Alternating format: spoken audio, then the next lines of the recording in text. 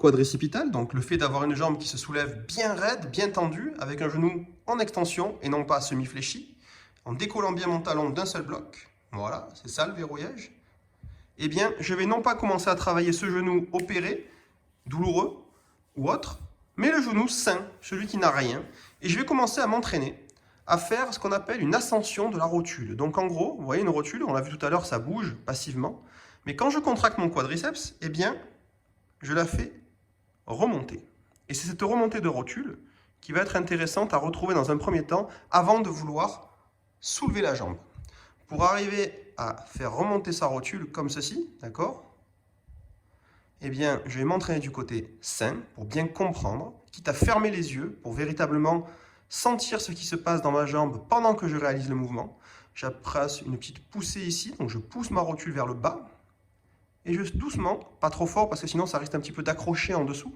C'est un signe médical de douleur rotulienne, donc ça fait un peu mal chez tout le monde. Donc attention de ne pas trop appuyer et de contracter fort derrière, sinon ça risque d'être un petit peu désagréable. Mais tout doucement, je vais pousser ma patella, ma rotule, et je vais la faire remonter en contractant mon quadriceps. Et là, je sens bien que ma main subit une poussée et la patella remonte. La rotule, patella, c'est la même chose.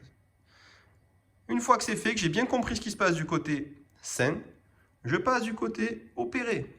Et je réitère l'opération tout doucement. Et j'essaie de faire remonter ma rotule et je m'entraîne. Si je n'y arrive pas, ce qui est très souvent le cas en post-opératoire, ne vous inquiétez pas, on va s'aider avec des chaînes d'irradiation. C'est-à-dire qu'on va se servir d'une cheville qui va plutôt bien pour venir réveiller ce quadriceps.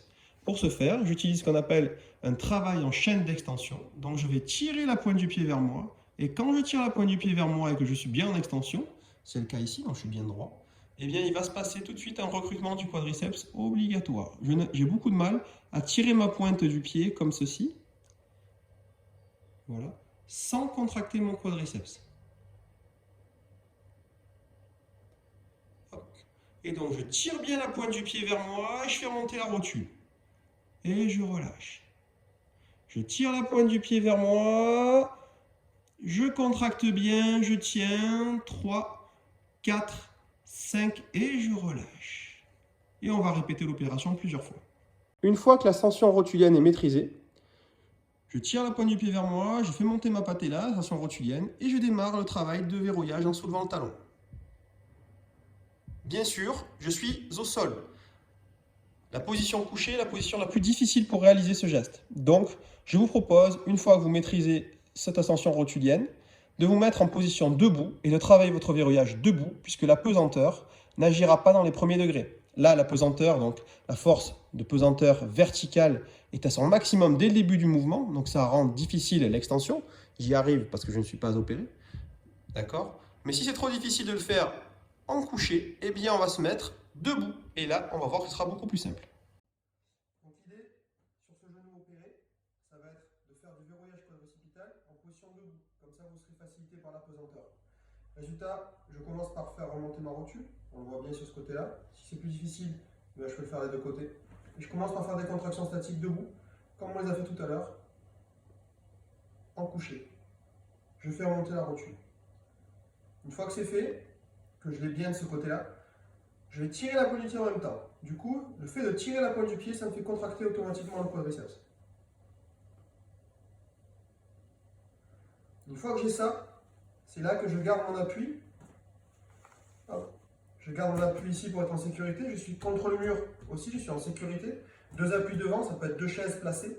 Et un appui contre le mur. Et je vais soulever la jambe tendue.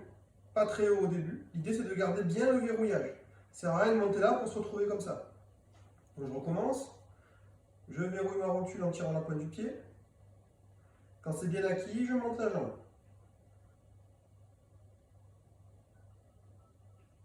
Et je redescends tranquillement. Première étape. Deuxième étape. On est bon. Donc l'intérêt, c'est d'avoir vraiment un verrouillage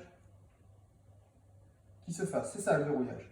Ensuite, libre à vous d'essayer de monter. Il n'y a pas d'intérêt à dépasser cet angle-là. Se retrouver dans une situation comme ça n'a pas grand intérêt. On peut soit faire du statique, soit des petites variations comme ça. Donc là, le travail en chaîne fermée sur 0,30 degrés. Donc 30 degrés, ça représente globalement une toute petite angulation comme ça. D'accord? Il n'y a aucune contre-indication à faire ce genre de geste quand vous êtes opéré d'un croisé ou que vous avez une prothèse de genou au tout début. 0, 30 degrés, c'est vraiment très doux. D'accord? Donc on prend toujours un référentiel mur pour la sécurité, un appui devant au cas où on a une défaillance, on puisse se rattraper. Et je me fais glisser contre le mur tranquillement, pas plus bas. Et je remonte tranquillement. Je prends confiance, ça sert à entretenir la fonction de flexion-extension en chaîne cinétique fermée, c'est-à-dire que vous êtes en appui au sol. Et surtout, ça vous donne de la confiance pour reprendre l'appui. C'est très important. Vous vous laissez guider par la douleur et par la sensation musculaire. C'est tout petit, ça suffit pour commencer. 0,45, donc le même exercice, un appui derrière, un appui devant. 0,45, je descends un peu plus bas. Le profil, 45 degrés entre le fémur et le tibia. Hop, 0,45 et je relâche. Libre à nous derrière de venir maintenir un peu statique ici. 1, 2, 3. Ou de venir simplement balayer l'angulation au début sans maintenir statique. Donc là, j'ai mis le profil. Vous le ferez de face. Un appui antérieur et pareil. Pour le 0,60, c'est la même chose. Quand vous serez un peu plus avancé, tout simplement, on descend un peu plus pour avoir une angulation qui fasse 60 degrés globalement à ce niveau-là. Donc ça donnerait ça. Et bien sûr, au plus je descends, au plus il y a de contraintes, au plus c'est difficile à tenir. D'accord? C'est bien pour l'entretien et pour la fonction. L'entretien de la fonction, ça passe par les quadriceps comme on l'a vu, mais ça passe aussi par les mollets. Donc on va travailler pareil avec un référentiel mur et je monte sur la pointe des pieds. Il n'y a aucun problème à faire ce genre de choses dans les premiers jours après l'intervention chirurgicale, si vous y arrivez. C'est évident que ça peut être plus modéré si l'amplitude est moins permise. Donc je suis en appui antérieur contre le mur et je viens travailler tranquillement ici. De derrière, vous pouvez le faire éventuellement comme ceci, face au mur. Et je monte sur les deux pieds, pareil, je répartis la charge des deux côtés. Ok, tranquillement, on est bon en entretien. Ensuite, toujours des choses importantes à noter. Avez-vous bon moral? Oui, moyennement ou non?